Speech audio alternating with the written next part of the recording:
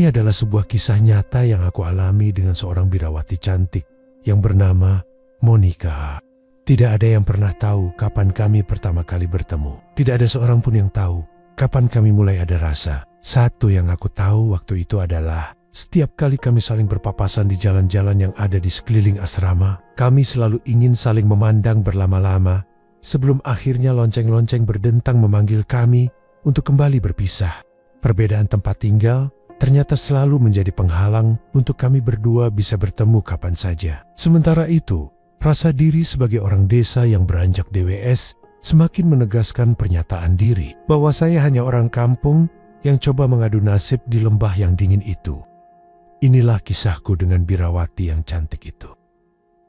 Sang pastor perlahan membenarkan posisi duduknya agar bisa mendengar dengan lebih jelas dan cermat akan pengalaman yang dialami oleh anggota binaannya. Kami semua pada akhirnya saling mengenal. Perkenalan kami sedikit lebih jauh dan tidak hanya sebatas nama dan alamat saja, juga tidak hanya asal dan cita-cita masing-masing. Bahkan ada rasa yang mulai tumbuh di antara kami.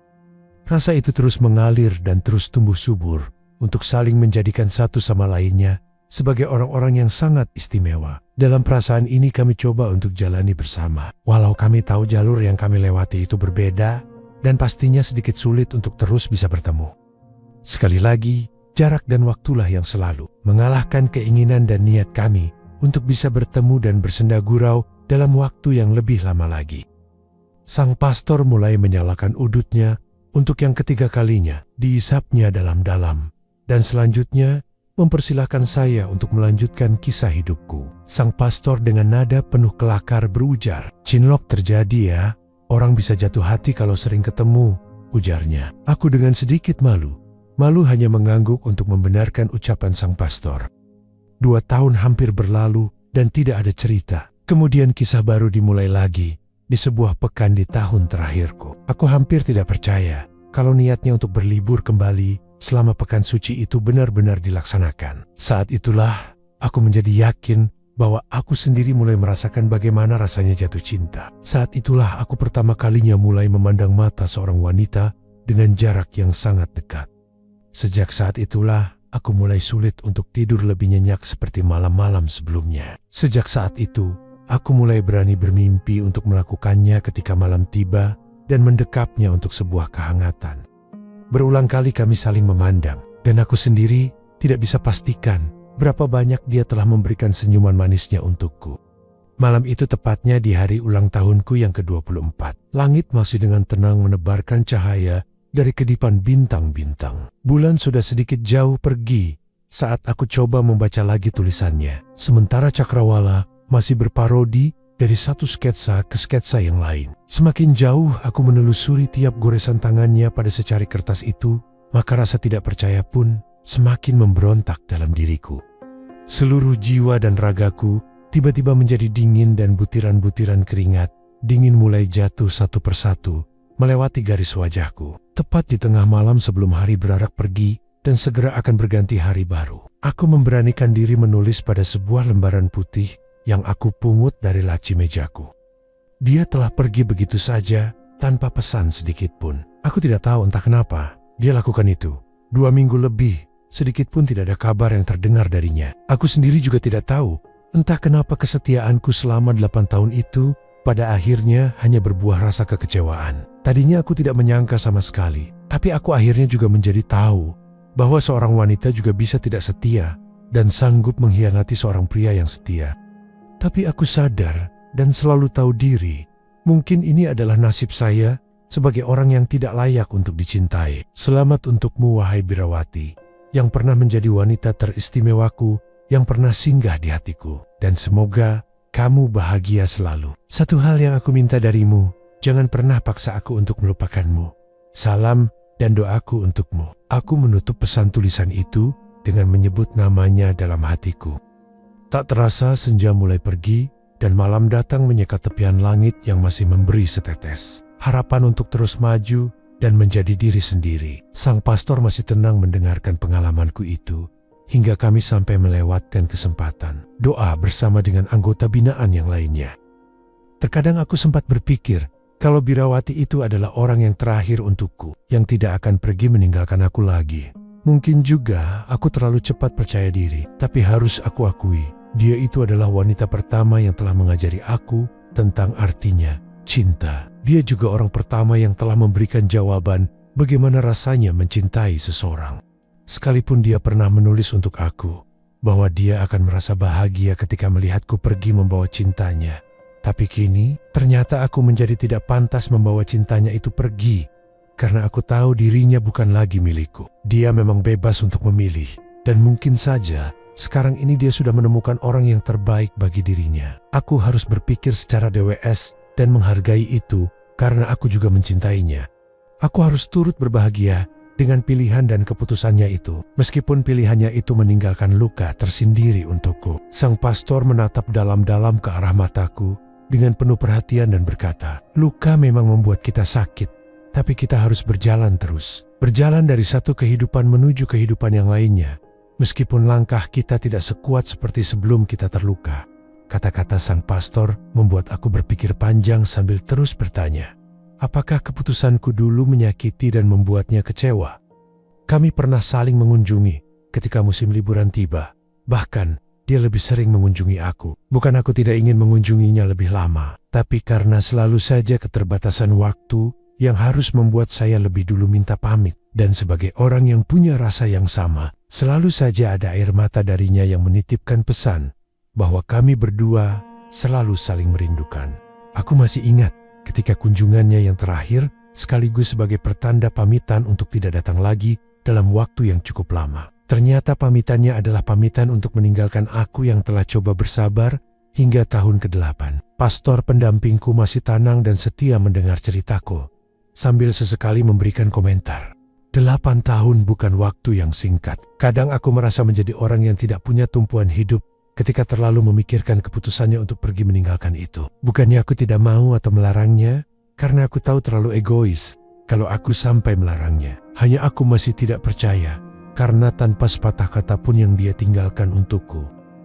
Terus terang, rasanya sia-sia saja menahan diri dan dengan sekuat tenaga mencoba untuk terus setia. Namun aku belajar banyak dan menjadi tahu betapa menyenangkannya membangun rasa cinta di atas kesetiaan, mempertahankannya dengan saling percaya dan memeliharanya dengan saling terbuka. Sang pastor memegang bahuku dan mulai berbicara dengan lebih santai. Untuk orang yang saling mencintai, jarak selalu menjadi tantangan yang sulit diatasi. Kamu bisa saja dengar suaranya setiap hari. Mungkin saja kamu selalu memandang fotonya setiap saat. Tapi kamu harus tahu, kedalaman arti dari memandang fotonya dan mendengar suaranya tidak sebanding dengan sentuhan yang datang dari pancaran kedua, bola matanya saat memandangmu. Demikian juga dia pasti merasakan hal yang sama ketika kamu memandangnya.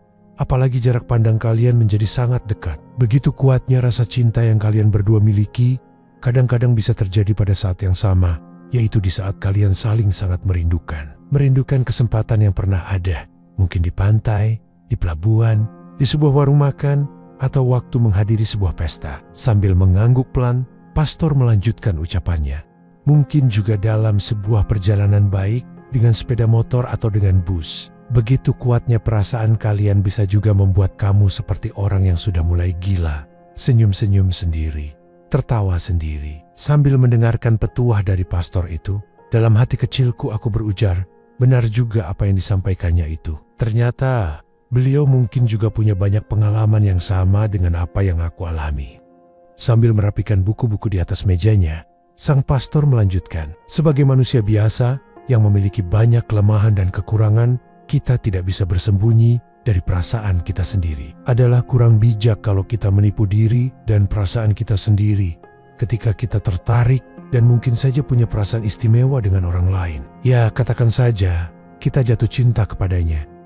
Justru kalau kita tidak jujur dengan diri sendiri, kita akan sangat tersiksa dan menyengsarakan diri sendiri dengan perasaan yang terpendam. Kamu harus bersyukur bahwa kamu pernah punya perasaan seperti itu kepada seorang wanita. Ada loh orang yang sama sekali tidak punya perasaan seperti itu. Dan kamu harus melihat pengalaman yang selama 8 tahun bersama dia itu adalah sebuah anugerah terindah yang Tuhan berikan untuk kalian.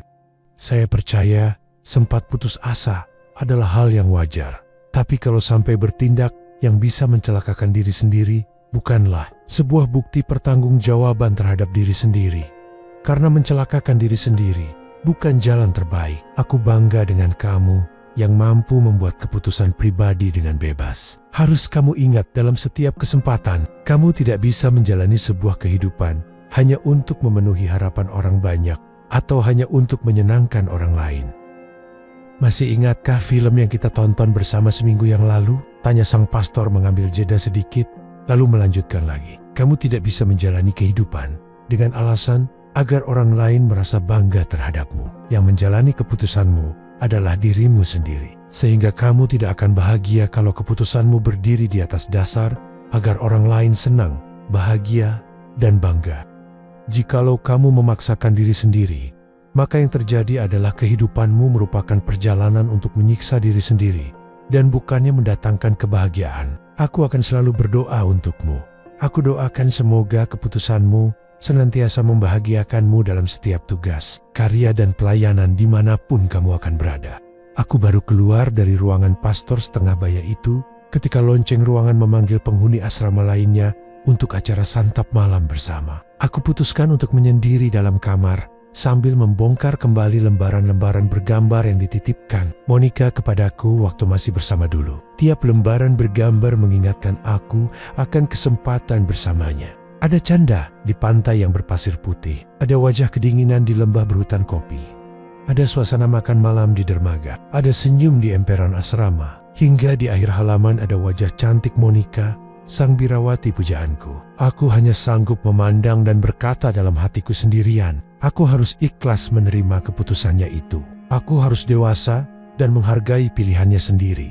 Aku harus memberi kebebasan kepadanya untuk berjalan dengan keputusannya sendiri. Aku tidak bisa memaksanya untuk berjalan pada dua jalur sekaligus dalam waktu yang sama. Aku masih sabar memandang satu persatu foto-fotonya. Pada lembaran yang mulai terlipat, aku coba untuk memperbaikinya sedapat mungkin.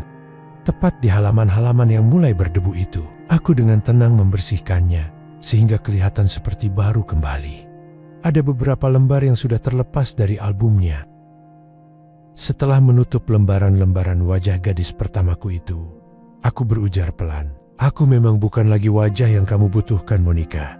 Tetapi saat kamu membutuhkannya, aku akan selalu hadir dalam pikiranmu dan senantiasa ada dalam hatimu.